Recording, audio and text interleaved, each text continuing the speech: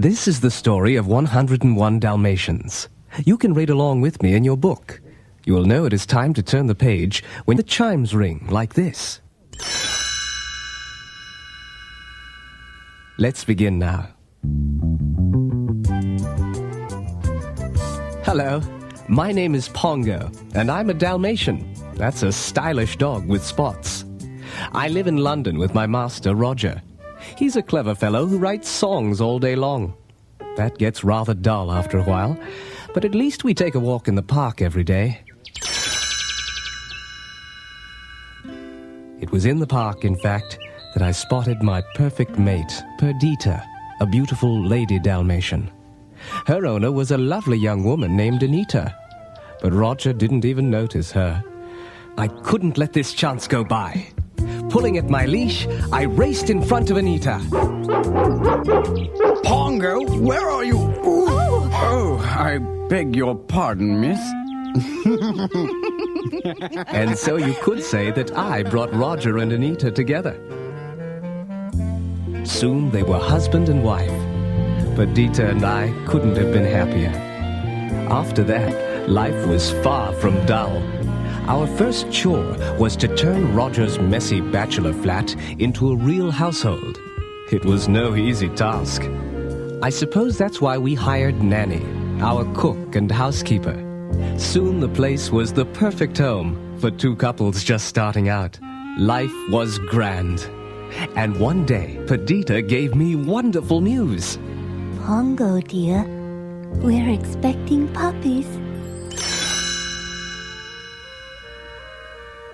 Finally, the big day arrived. Nanny was so excited.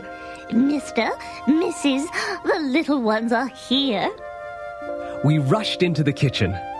There sat my proud Perdita with 15 adorable puppies.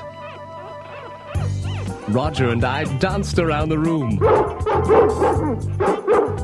Pongo, old boy, congratulations. Then, a harsh knocking cut our celebration short. Nanny opened the door, and there stood Anita's old classmate, Cruella de Vil. Perdita trembled. Oh, Pongo, it's that evil woman.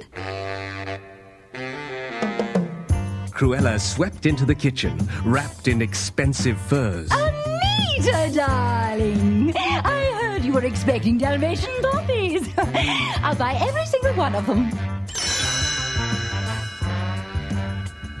But then, Cruella caught sight of our puppies. Ugh, they're mongrels, Anita. No spots. No, Cruella. Dalmatians are born white. They'll get their spots in a few weeks. Oh, then I'll take them all. Roger saw Perdita's frightened look. No, we're not selling the puppies. You won't get a single one. Cruella sneered. All right, keep the little beasts, but you'll be sorry. The next few weeks passed quickly. The puppies all grew and got their spots. Nanny watched over them like a proud grandmother. Each puppy was different from the others. Roly was always hungry. Lucky got into mischief. Penny and Patch were never apart. But they all loved to watch television. Their favorite program was Thunderbolt, the Wonder Dog. Each week the pups cheered as their hero brought another criminal to justice.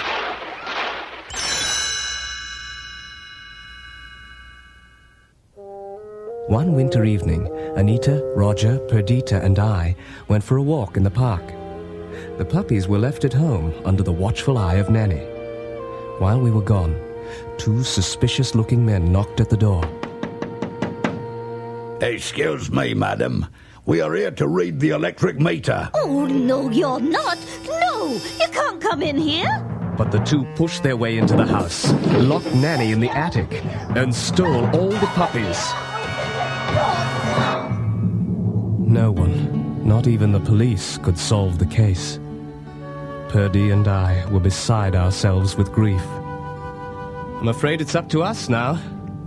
We'll use the twilight bark to alert all the dogs in London and in the villages nearby.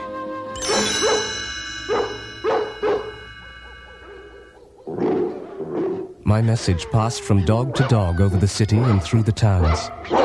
It was late at night when the call reached the village of Suffolk. An old sheepdog woke up. I say, it's an alert. One long howl, two short, one yip and a woof. 15 little Dalmatians have disappeared. Sergeant Tibbs, the cat, sprang to attention. Colonel, sir, 2 nights past, I heard puppies barking at the old Deville mansion. Well then, you'd better do some scouting. On the double, Tibbs. Righto, sir. Sergeant Tibbs approached the crumbling mansion. Cautiously, he peeked through a dusty window. I was right. Dalmatian puppies. But there are more here than 15. Actually, there were 99 puppies, plus the 2 crooks, Horace and Jasper, and 1 Cruella Deville. Finish it tonight. I don't care how you get rid of them. I want my spotted coat by morning. Do you hear? Sergeant Tibbs raced back to report to the Colonel, who sped the message to us in London. Purdy, they have found the puppies at the old Deville mansion in Suffolk. But it's so far, Pongo, and it's beginning to snow. We must leave right now. Meanwhile, Sergeant Tibbs returned to the Deville mansion. Luckily, Horace and Jasper were too busy watching television to notice. Puppies, come with me if you want to save your skins. One by one, the puppies crept through a hole in the wall. Tibbs was boosting the last pups out when the crooks spotted them. They're getting away, Horace! At that moment, Perdita and I burst into the house. Snarling and snapping, we kept Horace and Jasper busy, while the pups escaped into the night.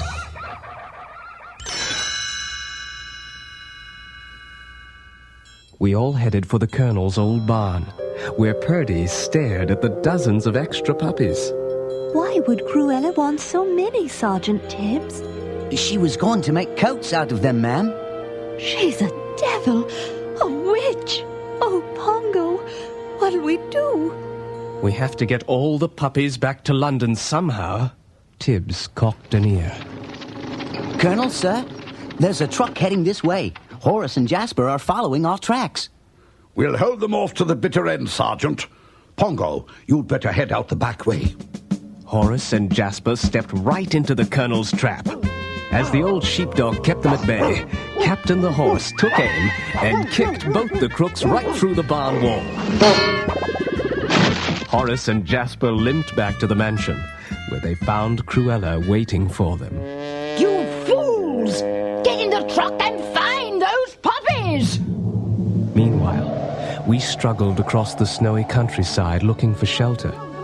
A friendly cocker spaniel put us up in a warm dairy barn, but we weren't safe yet. We heard the crooks' truck driving by. Perdita was worried. They're looking for us, Pongo. I don't know how we're going to slip past them. Happily fed, the puppies began to play in a pile of coal. Perdita gasped. Why, Pongo, they're all black. Purdy, what a great idea! We'll all roll in the dust and disguise ourselves. Cruella won't recognize us. Meanwhile, the cocker spaniel found us a ride home to London in a moving van. Purdy and I were loading the puppies into the van when Cruella drove by. Unfortunately, a drop of snow fell onto my coat and washed away the soot. Cruella saw me and slammed on the brakes. It's the Dalmatians! I tossed the last puppy into the van, just as Cruella raced after us. You little beasts! You can't get away this time! Ranting and raving, she lost control of her car and crashed. Cruella crawled out of the wreck. My coat! My beautiful spotted coat! It's gone forever! Oh! We were safe at last, and on our way back to London. That evening, Roger heard a scratch at the door. Anita, come here! The puppies are back! Oh, Roger, how wonderful! But there are so many. What will we do with them all? We'll keep them! Roger was so happy, he sat down at his piano to compose a song. Let's see. 99 puppies, add Pongo and Perdita, and that makes 101 Dalmatians. Just think, Anita, we'll buy a big place in the country and start a Dalmatian plantation. And that's exactly what we did.